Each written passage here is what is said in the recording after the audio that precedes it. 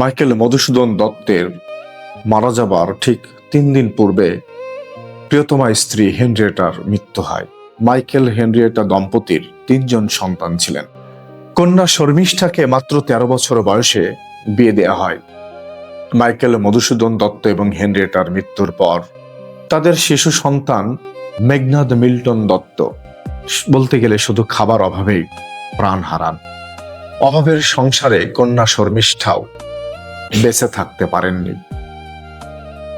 তার অপর পুত্র আলবার্ট নেপোলিয়ন দত্ত 42 বছর পর্যন্ত বেঁচে ছিলেন, কিন্তু সমাজে তিনি যে নিগ্রহের শিকার হয়েছিলেন তা বর্ণনাতীত। তাদের পারিবারিক পদবি ছিল দত্ত।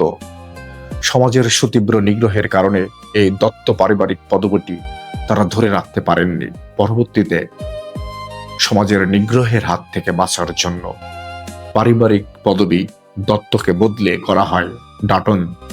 মাইকেল মধুসূদন দত্তের পরিবারের উপর এক বিভীষিকাময় নরক নেমে এসেছিল, যেখানে একই পরিবারের 5 জন মানুষ অল্প সময়ের ব্যবধানে প্রাণ হারান, যা বাংলা সাহিত্যের ইতিহাসে এক অন্যতম ট্র্যাজেডি হিসেবে সারা বাঙালির মনে এই বিষয়টি বেদনার ঝড় তোলে।